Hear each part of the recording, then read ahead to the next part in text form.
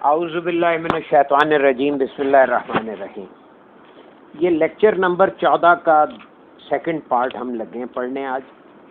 یہ lecture number 14 میں ہم نے نسبت علمیہ کا کچھ تھوڑا سا ایک خاکہ سا جو تھا وہ آپ کی خدمت میں عرض کیا، اور آج ہم قرب نوافل اور قرب فرائض میں فرق کو سمجھیں گے، یا جو بتایا گیا اس کا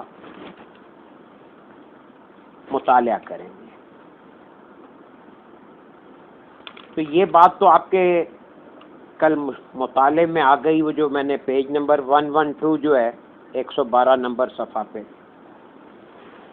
کہ قرب نوافل سے کیا مراد ہے، کس طرح ثابتہ کے گرد عیان کا دائرہ ہے، پھر اس کے گرد نسمہ کا دائرہ ہے، پھر اس کے گرد دو دائرے اور ہیں، لطیفہ قلبی اور لطیفہ نفسی کے۔ اور یہ جو ہے یہ سارے کے سارے جو ہمارے فرائض جن کو کہا جاتا ہے، یہ نماز، روزہ، زکوٰۃ اور نوافل، تلاوت، ذکر، فکر وغیرہ، حج، اور یہ سارے کے سارے اصل میں روحانیت کے پوائنٹ آف ویو سے صرف قرب نوافل۔ یہ فرائض جو ہیں یہ نوافل کا درجہ رکھتے ہیں، کیونکہ اللہ کے کام جو ہیں یہ وہ تو نہیں ہے۔ پیج نمبر 115 پہ ہم لگے ہیں پڑھنے، ٹھیک ہے جی، کہ یہ جو قرب نوافل ہے یہ اصل میں جو ہمارے ذمے لگے ہوئے اللہ کی طرف سے اصل کام ہے، ان کاموں کے علاوہ جو کچھ بھی ہم کر رہے ہیں۔ اب شریعت ان کو فرائض کہہ رہی ہے، لیکن یہ فرائض جو ہیں یہ اصل میں کیا ہیں؟ یہ ہماری ڈیولپمنٹ کی ڈرلز ہیں، یہ ہمارے ذہنی استعداد کو بڑھانے کی، ہمیں مصلی پہ کھڑا کر کے اللہ کی موجودگی کو محسوس کروانے کی مشق ہے۔ اس مشق کا نام ظاہر ہے فرض تو نہیں ہے، یہ نوافل ہوئے، تو اس لیے روحانیت میں ان کو قرب نوافل کہا گیا۔ جن لوگوں کو یہ ایکسٹرا کام کر کے اللہ کی قربت کا احساس ہو جاتا ہے وہ قرب نوافل والے ہو گئے، اور جو اللہ نے کام اسائن کیے ہیں، جو خالق نے خود کام آپ کے ذمے لگا دیے ہیں۔ اب آپ غور کریں کہ ہر انسان، ہر فرد جو ہے وہ اپنی نوع کا نمائندہ ہے، تو اس کو بطور ریپرزینٹیٹو آف اسپیشیز اپنی نوع کے نمائندے ہونے کے تحت جو کوئی کام بھی کرنے وہ سارے اس کے فرائض ہیں، اور اسی کو کہتے ہیں قرب فرائض۔ بہرحال دیکھیں کہ حضور مرشد کریم فرماتے ہیں پیج نمبر 115، قرب نوافل اور قرب فرائض۔ روحانی علوم سیکھنے اور روحانی دنیا میں داخل ہونے کے لیے دو طرزیں معین ہیں۔ ایک طرز کا نام قرب نوافل ہے اور دوسری طرز کا نام قرب فرائض ہے۔ قرب نوافل ہو یا قرب فرائض، دونوں علوم یاد رکھیں، قربت چاہے وہ نوافل کے ذریعے ہو یا فرائض کے ذریعے، یہ دونوں علوم مرشد کریم، اور یہ انگریزی والا اور نہیں ہے، یہ انگریزی میں سے اینڈ کہتے ہیں، دونوں علوم مرشد کریم اور کسی ولی اللہ سے منتقل ہوتے ہیں، براہ راست اولیاء اللہ کی ارواح سے منتقل ہونے والے روحانی علوم نسبت اویسیہ کے تحت منتقل ہوتے ہیں، یعنی اولیاء کرام کی ارواح سے براہ راست کسی کا رابطہ بن جائے اور بندہ ان کی ارواح سے براہ راست فیض یافتہ ہو جائے، تو یہ طریقہ کہلاتا ہے نسبت اویسیہ۔ اب اس کے پیچھے نسبت اویسیہ کیا ہے، پہلے جو یہاں لکھا ہے وہ پڑھ لیتے ہیں، پھر اس پہ بات کرتے ہیں۔ نسبت اویسیہ کا پہلا انکشاف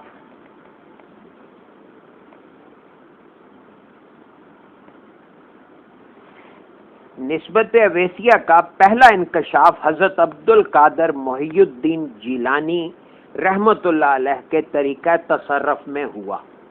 یہ ان کے طریقہ تصرف سے کیا مراد ہے؟ اور اس کا پہلی دفعہ انکشاف وہاں کیسے ہوا؟ دیکھیے،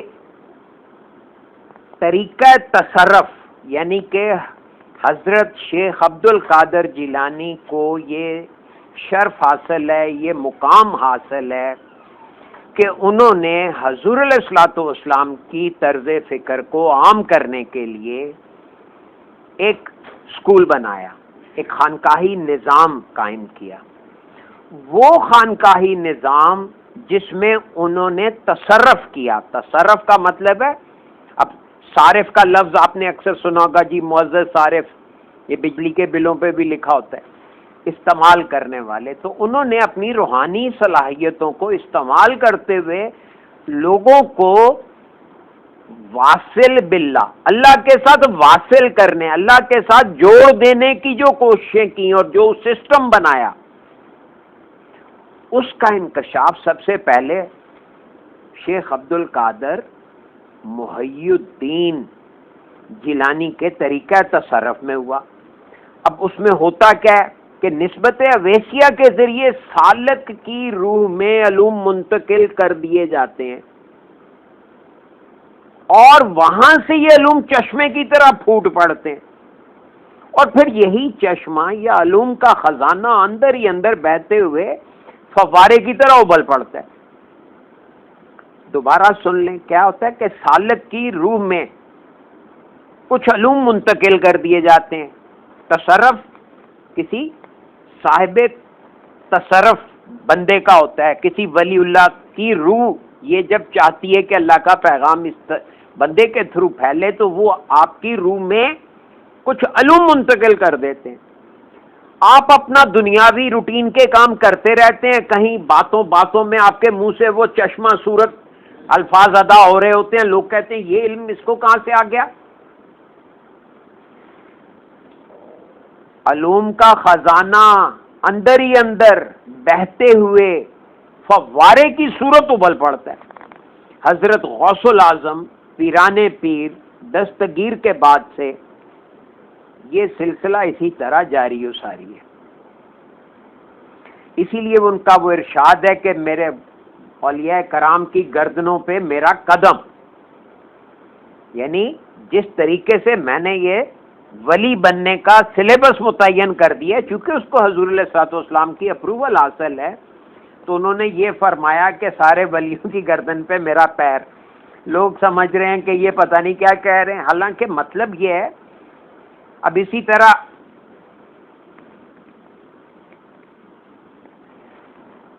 اسی طرح یہ سارا نظام جو ہے الٹا سمجھا ہوا ہے. دیکھیں نا، اب حدیث ہے کہ بھئی جنت تمہاری ماؤں کے قدموں کے نیچے ہے. ہم نے کیا سمجھا کہ جنت اتنی بے توقیر ہو گئی. کہا یہ جا رہا ہے کہ تمہاری ماں سے جو مطلب جنت خوشی کیا ہے نا، کہ خوشی ملتی ہے، کہ خوشی جو ہے وہ آپ کو جیسی مطلب خوشی کی کیفیت کو جنت کہتے ہیں. تو سب سے زیادہ خوشی بندے کو کہاں ملتی ہے؟ ماں کی آغوش میں. اب ماں کے قریب، ماں میں جو خوشی ملتی ہے بندے کو، بتایا کہ یہ خوشی اس جنت کی خوشی سے عرفہ اور اعلیٰ ہے. اور کہا تحت اقدام امہاتکم، تمہاری ماں کے قدموں کے نیچے. بات کیا کہی گئی اور سمجھی کیا جا رہی ہے کہ جنت کو بلٹل نہیں کیا جا رہا، ماں کی قدر و منزلت کو بتایا جا رہا ہے کہ جس طرح ماں کے قریب جا کر بندہ خوشی سے سکون سے آشنا ہوتا ہے، اسی طرح مطلب جنت جو ہے وہ اس کا مقام اس خوشی کی نسبت کم ہے، وہ تو تمہاری ماں کے قدموں کے نیچے ہے. ذرا غور کریں اس جملے پہ. تو ہم تو اس جملے کو بھی غلط سمجھے اور ادھر یہ کہہ دیا کہ حضرت پیران پیر نے کہ جی سارے ولی اللہ کی گردن پہ میرا پیر، تو کہہ رہے ہیں کہ جی وہ ہماری گردنیں دبا کے بیٹھے ہوئے ہیں. ارے نہیں بھائی، وہ یہ کہہ رہے ہیں کہ مجھ تک آنے کے لیے آپ کو، یعنی کہ ولی اللہ بننے کے لیے آپ کو یہ سلسلہ فالو کرنا ہے، یہ سسٹم فالو کرنا ہے. نسبت اویسیہ کا فیضان مخفی طور پر یعنی پوشیدہ طور پر ملائے اعلیٰ کے ذریعے یا انبیاء کرام کی ارواح کی معرفت اور اولیاء اللہ کی ارواح کے واسطے سے ہوتا ہے. اب یہ 3 درجے ہو گئے کہ نسبت اویسیہ کا فیضان یا ملائے اعلیٰ. ملائے اعلیٰ یہ 4 گروہ جن کے نام بتائے گئے ہیں، حضرت جبرائیل، حضرت میکائیل، اسرافیل اور عزرائیل. اور پھر اس کے بعد انبیاء کرام کی ارواح کی معرفت یا اولیاء اللہ کی ارواح کے واسطے سے ہوتا ہے. اور نسبت اویسیہ کے فیض کے لیے مادی جسم کا ہونا ضروری نہیں ہے. اب غور کریں ذرا، یہ مادی جسم کو لے کے کتنا کہ پیٹیں گے. ساری مثال پوری کتاب میں یہی بار بار کہی جا رہی ہے کہ یہ محض ایک لباس ہے، اس کو ایک لباس سے زیادہ نہ سمجھیں. اصل بندہ اس کے اندر بستا ہے، رہتا ہے. اور یہی بات جو ہے وہ سورہ بلد میں بھی کہی گئی کہ یہ جس جگہ آپ بستے ہیں وہ حلن، مجھے اب لفظ یاد نہیں آ رہے، خیر نہیں ہوئے. تو نسبت اویسیہ کے فیض کے لیے مادی جسم کا ہونا ضروری نہیں. یہ نسبت بہت قوی نسبت ہے، یعنی یہ جسمانی تعلقات جو ہیں یہ کوئی معنی نہیں رکھتے، لیکن یہ جو نسبت ہے اندر روحانی سطح کی، یہ بہت قوی نسبت ہے. اور اس نسبت کا مظاہرہ بہت دیر میں ہوتا ہے، یہ جلدی نہیں ہوتا. اور بسا اوقات یہ ہوتا ہے کہ جس بندے کو یہ نسبت حاصل ہو جاتی ہے اسے آخر وقت تک اس نسبت کا علم نہیں ہوتا. یہ بھی دیکھنے میں آیا کیونکہ وہ شعوری زون میں نہیں آتا. اولیاء اللہ کی ارواح یا انبیاء کرام کی ارواح یا ملائے اعلیٰ کے ذریعے منتقل ہونے والے روحانی علوم سے جب عین یا ثابتہ بھر جاتے ہیں. اب دیکھیں یہاں جویہ کا ذکر نہیں ہے، یعنی یہ جو انوارات ہیں یہ براہ راست روح انسانی میں یا روح اعظم میں فیڈ ہوتے ہیں. آگے لکھا بھی ہوا ہے کہ عین یا ثابتہ بھر جاتے ہیں یا روح انسانی اور روح اعظم ان سے معمور ہو جاتی ہے. تو سالک کے اوپر شہودی کیفیت طاری ہو جاتی ہے، یعنی اسے چیزیں دکھنے لگتی ہیں. شہودی کیفیت، اس کو مشاہدہ ہونے لگتا ہے. اب نسبت اویسیہ سے فیض یافتہ سالک کی پہلی نظر ملائے اعلیٰ کے شہود پر کھلتی ہے. یہ ہے نسبت فیض اویسیہ کا. فیض یافتہ سالک جو ہے وہ دیکھتا ہے فرشتوں کو، بلکہ فرشتوں کے گروہ ملائے اعلیٰ کو دیکھتا ہے. اس کی پہلی نظر کھلتی وہاں پہ. اب ملائے اعلیٰ سے مراد گروہ جبرائیل اور گروہ میکائیل ہیں. اور ملائے اعلیٰ کا شہود بیت المعمور میں ہوتا ہے، اور بیت المعمور عرش کے اوپر کا مقام ہے. اب آپ غور کریں کہ فوت ہونے کے بعد آپ جس مقام سے جنت سے روشناس ہوئے تو جنت میں اوپر ایک درجہ ہے جس کو عرش کہتے ہیں. عرش سے اوپر ہے بیت المعمور، اور بیت المعمور سے اوپر ہے سدرۃ المنتہا، اور پھر سدرۃ المنتہا سے اوپر حجابات ہیں، اور اس کے بعد ہے مقام محمود. تو یہ نسبت اویسیہ کے بغیر آپ کیا سمجھتے ہیں کہ رسائی ممکن ہے؟ کوئی پہلے تو یہاں ملائے اعلیٰ تک ہی نہیں پہنچ سکے. تو یہ ساری بات لگن کی ہے، کوشش کی ہے. اگلی نسبت ہے نسبت سکینہ. اب نسبت سکینہ کیا چیز ہے؟ یہ وہ نسبت ہے جو صحابہ کرام رضوان اللہ کو حاصل تھی. پہلے بتایا جا چکا ہے کہ صحابہ کرام کو سیدنا حضور علیہ الصلوۃ والسلام کی ذات اقدس میں اتنا شغف اور انہماک تھا کہ ان کے عین نور نبوت سے معمور رہتے تھے، بھرے رہتے تھے۔ نسبت سکینہ کی تعریف یہ کہ پہلے سالک کسی روحانی آدمی کے اندر خود کو جذب کر دیتا ہے۔ دوبارہ سنیں، سالک کسی روحانی آدمی کے اندر خود کو جذب کر دیتا ہے، یا کسی روحانی آدمی کو اپنے اندر جذب کر لیتا ہے،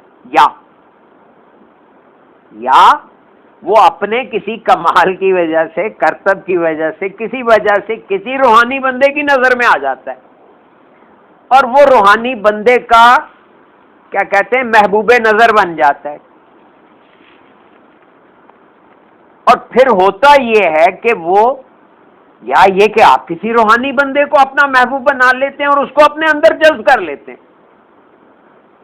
اب جذب ہونے کے بعد، یا اب یہ جذب ہونے سے کیا مراد ہے؟ روحانی آدمی کی روشنیوں کو جذب کر لینے کے بعد، روحانی آدمی کی روشنیوں کو جذب کر لینے کے بعد جو کیفیت وارد ہوتی ہے۔ اب روشنیاں کسے کہتے ہیں؟ ظاہر ہے بار بار عرض کیا ہے، روشنی کہتے ہیں تصورات کو، کہ روحانی آدمی کے تصورات کو جذب کر لینے کے بعد جو کیفیت وارد ہوتی ہے، اب اس کیفیت کا نام عشق ہے۔ یعنی پھر بندے کو سوائے اس کے دکھتا ہی کچھ نہیں ہے۔ عشق جو ہوتا ہے وہ یکسو کر دیتا ہے، یہ اس کی سبسڈری چنگے میں چنگا کہتے ہیں، سبسڈری بینیفٹ، یعنی جذب اور عشق کی کیفیت کا نام نسبت سکینہ ہے۔ یہ اس کی انتہائی مختصر ڈیفینیشن کیا ہے کہ جذب ہو جائے اور عشق میں آگے نکل جائے تو یہ کیفیت نسبت سکینہ کہلاتی ہے۔ اب اس نسبت سے سالک کی طرز فکر میں پیر و مرشد کی طرز فکر منتقل ہو جاتی ہے۔ اس کا فائدہ یہ ہے، اس کے خیالات، تصورات اور احساسات میں اتنی تبدیلی واقع ہو جاتی ہے کہ وہ اپنے پیر و مرشد کی طرح سوچتا ہے، اور پیر و مرشد کی طرح اس کے تمام اعمال اور افعال ہو جاتے ہیں۔ یہ ہے ساری بات۔ دیکھیں نا، آگیا نا واضح کے خیالات اور تصورات، اور پہلے وہ لفظ روشنیاں تھا، تو اس کے بعد میں صاف لکھ دیا کہ جی یہ خیالات اور تصورات اور احساسات کی کھیل ہے، اور اس کو اتنا تبدیل کرنا ہے، اس میں اتنی تبدیلی کرنی ہے کہ وہ اپنے پیر و مرشد کی طرح سوچنے لگے۔ یہ ہے ٹارگٹ، کہ آپ کو اپنی طرز فکر کو اپنے پیر و مرشد کی طرح اس طرز میں ڈھالنا ہے، حتیٰ کہ آپ کے تمام اعمال اور افعال بھی اس کی طرح ہو جائیں۔ ایک شخص، اب یہ ایک واقعہ سنانے لگے، کسی بزرگ کی خدمت میں حاضر ہوا تو دیکھا کہ بزرگ کی ٹانگ پر پٹی بندھی ہوئی ہے۔ پوچھنے پر معلوم ہوا کہ ٹانگ میں درد ہے۔ خیر، مسافرت کر کے جب وہ انہی بزرگ کے ایک مرید کے پاس پہنچا تو دیکھا کہ مرید کی بھی ٹانگ پر پٹی بندھی ہوئی ہے۔ تو مرید نے بتایا کہ ٹانگ میں درد ہے، یعنی ذہنی ہم آہنگی اور یکسانیت کا پھر یہ عالم ہو جاتا ہے کہ چوٹ ایک کو لگتی ہے، فیل دوسرے کو ہوتا ہے، یا دوسرے کو بھی ہوتی ہے، یوں کہہ لیں، کیونکہ اگر صرف اسی کو ہوتی تو وہ پٹی ادھر نہ بندھتی۔ یہ نسبت سکینہ کی بات ہو رہی تھی۔ اب نسبت عشق کو ذرا تھوڑا سا اور واضح کر دیں۔ نسبت عشق، سالک کا ذہن مرشد کریم کی طرز فکر سے جب معمور ہو جاتا ہے، یا پیر و مرشد کی روحانی طرزیں مرید کے اندر نہ صرف یہ کہ منتقل ہو جاتی ہیں بلکہ متحرک ہو جاتی ہیں، تو مرید کے لطیفے رنگین ہونا شروع ہو جاتے ہیں۔ کیا ہوا کہ پیر و مرشد کی روحانی طرزیں مرید کے اندر، اب یہ مرید اور مراد کے لفظ کو سمجھیں۔ مرید کہتے ہیں ارادہ کرنے والے کو، مراد جس کا ارادہ کیا جائے، مرشد کہتے ہیں جو راستہ دکھائے۔ اب جو راستہ دکھانے والا بندہ اسی کا ارادہ کر لے تو تب جا کے وہ مرید کہلائے گا، یعنی اس کی طرز فکر کو اپنانے کا ارادہ تو کرے تب وہ مرید کہلائے گا۔ یہاں سارے بس بیعت ہوئے، فارم پہ دستخط کیا اور کہا جی ہم تو مرید ہو گئے، نہیں، جب تک آپ ان کی روحانی طرزیں اپنے اندر منتقل کرنے کا عزم اور ارادہ نہیں کریں گے آپ مرید نہیں کہلائیں گے۔ یہ مرید بننے کے لیے ضروری ہے۔ مرید صاف لکھا ہے روحانی طرزیں مرید کے اندر نہ صرف یہ کہ منتقل ہوں بلکہ متحرک ہوں تو مرید کے لطیفے رنگین ہونا شروع ہو جاتے ہیں۔ اب یہ لطیفے رنگین ہونا کیا ہے کہ جتنا آپ کے لطائف میں رنگینی پیدا ہوگی آپ اتنا مرشد کے قریب ہوتے چلے جائیں گے، یہ ہے، یعنی ان کا رنگ چڑھتا چلا جائے گا۔ اگر آپ اللہ کے قریب ہو رہے ہیں تو آپ پہ اللہ کا رنگ چڑھتا چلا جائے گا۔ اسی کو صبغات اللہ کہا ہے قرآن نے کہ اللہ کا رنگ چڑھ گیا۔ تصوف میں رنگینی سے مراد دوری ہے، یعنی اب یہ سالک کے لطیفے اپنے ذاتی رنگ سے نکل کر پیر و مرشد کے رنگ میں رنگ جاتے ہیں، اور یہ نسبت جب پیر و مرشد سے منتقل ہو کر لطیفوں کو رنگین کر دیتی ہے تو لطیفوں پر پے در پے انوار الہیہ کا نزول ہوتا ہے، اور اس طرح اللہ کے ساتھ عشق کی جڑیں مضبوط ہو جاتی ہیں۔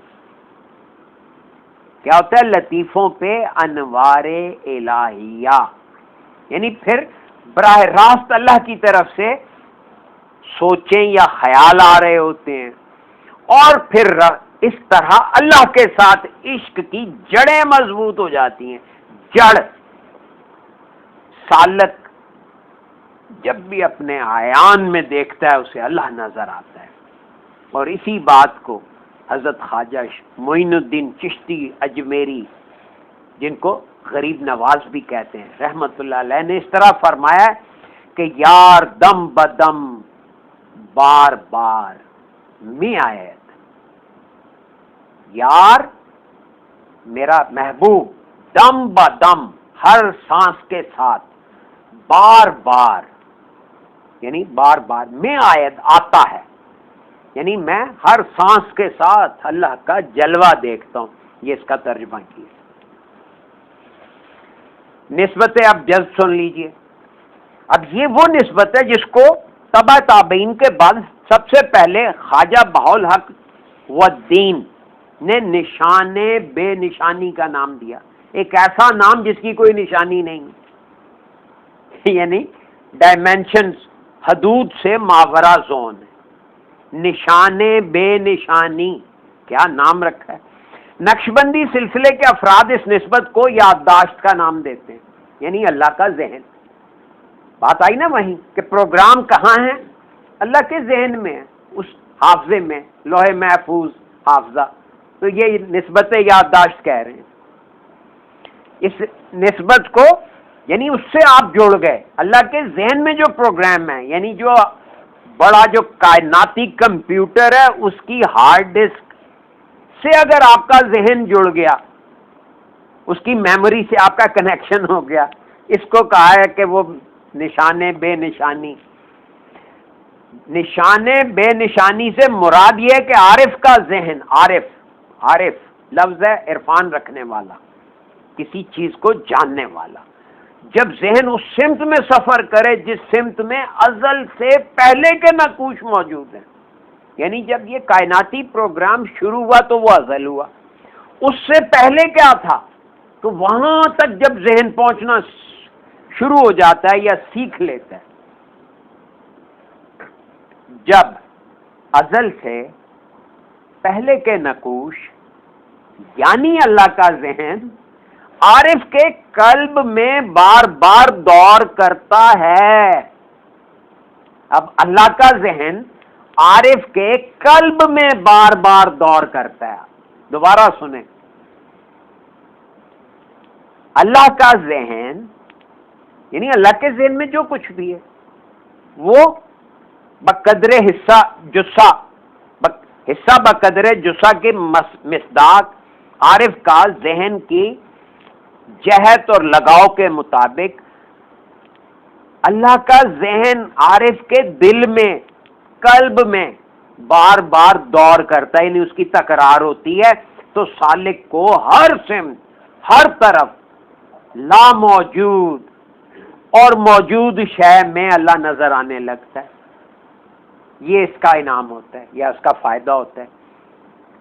یعنی جب بندہ اللہ کے ذہن، ازل سے پہلے کے نقوش اللہ کا ذہن ہوا، جب بندہ اللہ کے ذہن کو سمجھنے لگتا ہے تو پھر کوئی چیز موجود ہے یا لا موجود ہے یا نہیں موجود، لا موجود ہے یا موجود ہے، اس میں اس کو اللہ ہی اللہ دکھے گا۔ کوئی بھی کام ہو، کوئی بھی عمل ہو، سالک کی افتاد طبیعت یہ بن جاتی ہے کہ وہ غیر اختیاری اور اختیاری طور پر ہر چیز، ہر بات، ہر عمل میں اللہ کو تلاش کرنا شروع کر دیتا ہے۔ یہ اس کی افتاد طبیعت بن جاتی ہے، یعنی اس کی طبیعت ایسی بن جاتی ہے کہ وہ اختیاری یا غیر اختیاری طور پہ اس کا ذہن اللہ کی طرف لگا رہتا ہے۔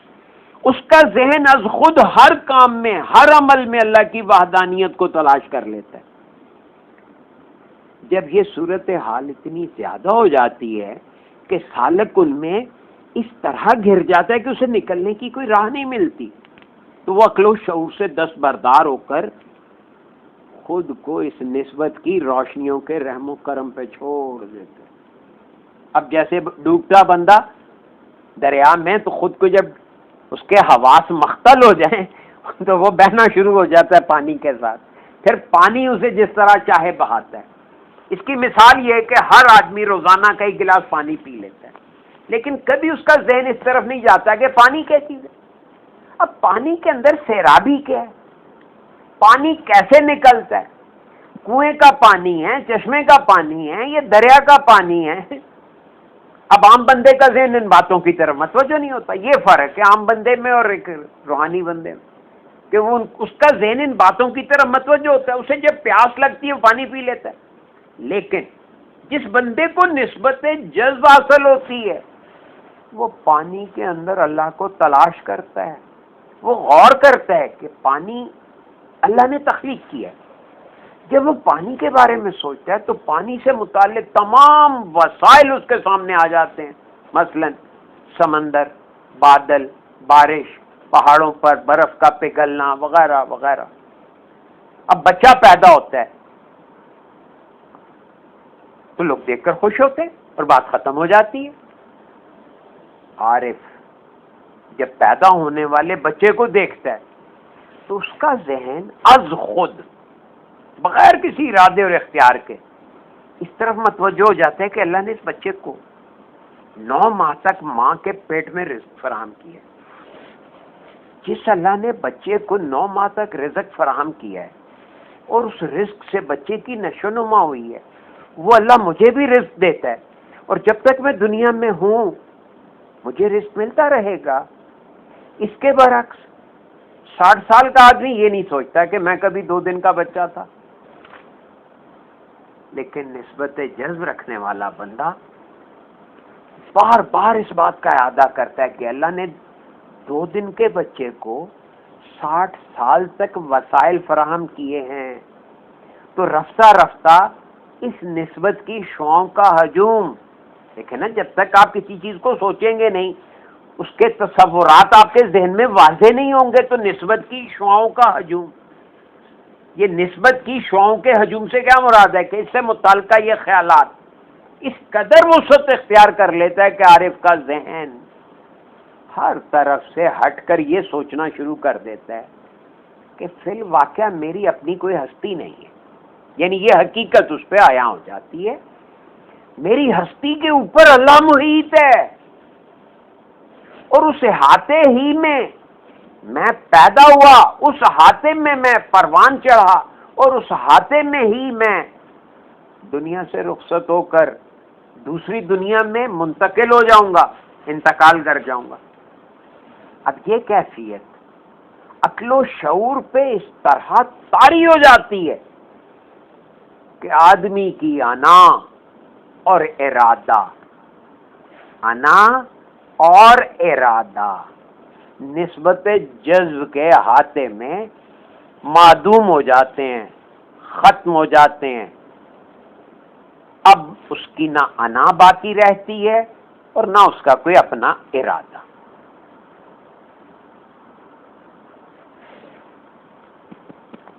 یہاں پہ یہ آپ کا چیپٹر مکمل ہو گیا. تو آج ہم نے یہ دیکھا کہ قرب فرائض میں کیا ہوتا ہے کہ اللہ تبارک و تعالیٰ کے ایک انتظام کے تحت ملائے اعلیٰ، انبیاء کرام یا اولیاء عظام میں سے کسی کی روح اس بندے کو فیض دینے کی ڈیوٹی پہ لگ جاتی ہے. یہ نہ سمجھیں کہ یہ کوئی آپ کا کمال ہے، یہ اللہ کے کاموں میں سے کام ہوتا ہے. اور یہی جو اولیاء کرام ہوتے ہیں ان کی ارواح دنیا سے جانے کے بعد بھی بڑی بزی رہتی ہے. وہ صرف دنیا میں ہی نہیں مرشد بن کے یہاں پہ لوگوں پہ شفقت کرتے، ان کا وہاں جا کر بھی یہی کام ہوتا ہے. تو اس سے ایک تو یہ بات بھی واضح ہو گئی. تو وہ بندے کا ایسا ذہن بنا دیتے ہیں کہ بندے کے ذہن میں اللہ کا ذہن ڈل جائے، یا بندے کا ذہن اللہ کے ذہن سے متصل ہو جائے، یا بندے کے ذہن میں اللہ کا ذہن منقلب ہو جائے، یا بندے کا ذہن اللہ کی طرزوں میں منقلب ہو جائے. یہ زیادہ بہتر ہے. پھر اس کے آگے نام ہے، ایک نسبت سکینہ ہے، ایک نسبت اویسیہ ہے، ایک نسبت عشق ہے، اور ایک نسبت جذب ہے.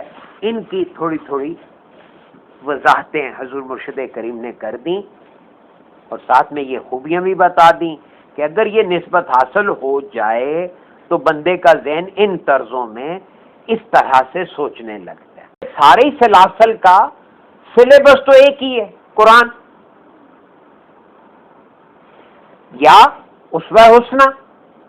قرآن اور اسوہ حسنہ کے علاوہ کسی سلسلے نے کچھ اور سکھایا؟ آپ کوشش کرتے رہتے ہیں، وہ ادھر سے زور لگاتے ہیں، تو ایک دینے والا ایک لینے والا. دینے والا دینا چاہ رہا ہے، لینے والا لینا نہ چاہے تو کون کیا لے لے گا؟ تو لینے والے کی جذبہ زیادہ ہونا چاہیے، دینے والا تو تیار بیٹھا ہے. بہت شکریہ آپ کا جی، بہت نوازش.